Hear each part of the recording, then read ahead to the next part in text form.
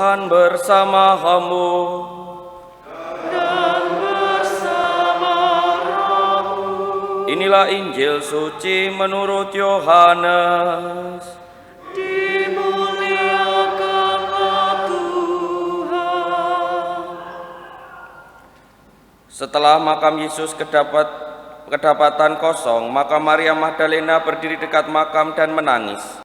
Sambil menangis ia menjenguk ke dalam makam, dan tampaklah olehnya dua orang malaikat berpakaian putih, yang seorang duduk di sebelah kepala dan yang lain di sebelah kaki di tempat jenazah Yesus terbaring. Kata malaikat itu kepadanya, "Ibu, mengapa engkau menangis?" Jawab Maria, "Tuhanku telah diambil orang dan aku tidak tahu di mana ia diletakkan." Sesudah berkata demikian, ia menoleh ke belakang dan melihat Yesus berdiri di situ, tetapi tidak tahu bahwa Yesuslah itu. Kata Yesus kepadanya, "Ibu, mengapa engkau menangis? Siapa yang engkau cari?" Maria menyangka orang itu penjaga taman. Maka ia berkata kepadanya, "Tuan, jika Tuan yang mengambil dia, katakan kepadaku di mana Tuan letakkan dia, supaya dapat kuambil."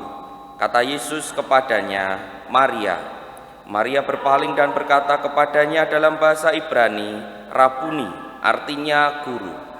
Kata Yesus kepadanya, "Jangan pegang aku, sebab aku belum pergi kepada Bapa.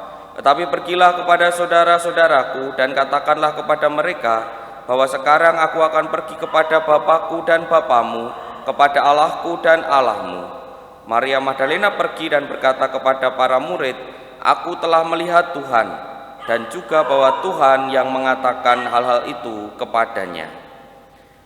Demikianlah sabda Tuhan. Terpujilah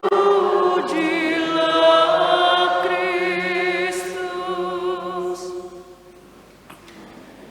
Para Romo, Bruder, Suster, Bapak Ibu dan saudara-saudari yang terkasih dalam Tuhan, kita masih melanjutkan tentang bagaimana para murid atau kita semua para pengikut Kristus diajak untuk bersaksi akan kebangkitan Kristus.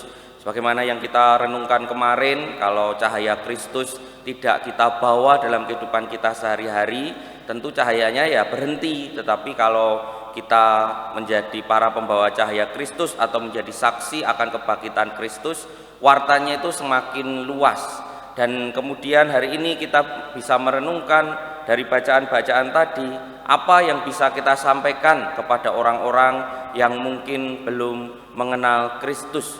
Kalau dalam permenungan pribadi saya secara sederhana adalah yang lebih mengena kepada orang-orang yang mungkin belum mengenal Kristus dan kita ingin berkata sesuatu tentang Tuhan adalah pengalaman kita bersama Tuhan. Maksudnya kita menyampaikan teori itu gampang, menyampaikan teori bahwa ABCD itu gampang, tetapi ketika ditanya, "Lah pengalamanmu bersama Tuhan itu apa?" Kalau kamu mengatakan Tuhan penuh kasih, lalu apa dalam hidupmu yang sudah kamu alami, misalnya seperti itu.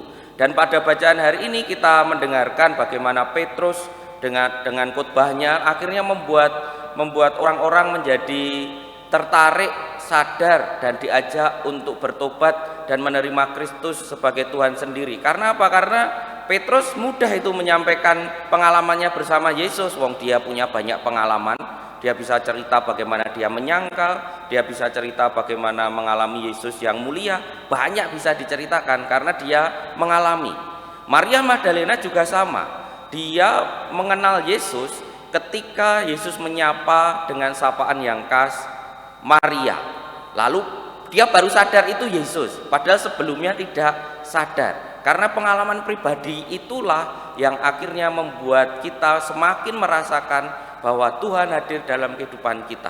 Sekali lagi saya sampaikan, kalau kita menyampaikan hal-hal yang teori dan lain sebagainya itu bisa dipelajari, bisa dicari, bisa kemudian kita menyampaikan kepada orang lain, bagi saya dengan lebih mudah. Tetapi ketika ditanya, kamu bercerita soal Yesus, kamu bercerita soal kebangkitan Kristus, kamu bercerita soal Tuhan yang Maha Rahim, Maha Kasih dan lain sebagainya.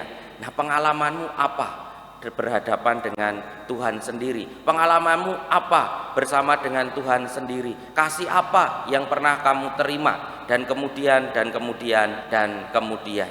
Maka para romo, bruder, suster, bapak, ibu, dan saudara-saudari yang terkasih dalam Tuhan, mari kita menjadi saksi kebangkitan Tuhan atau menjadi saksi Tuhan sendiri dengan menyampaikan pengalaman kita ketika bertemu dengan Tuhan atau pengalaman bergelut dengan Tuhan dalam kehidupan kita sehari-hari. Maka syaratnya yaitu tadi, kita mengalami kasih Tuhan, mengalami kehadiran Tuhan dalam hidup kita, sehingga kita bisa menyampaikan kepada orang lain juga sebagai wujud kesaksian kita. Karena apa? Karena kita tidak bisa membagikan apa yang tidak kita miliki. Maka mari kita bersama-sama berupaya menghadirkan Tuhan dalam hidup kita, sehingga kesaksian kita semakin berbunyi kepada orang-orang di sekitar kita. Kita hening sejenak, mohon kekuatan dari Tuhan.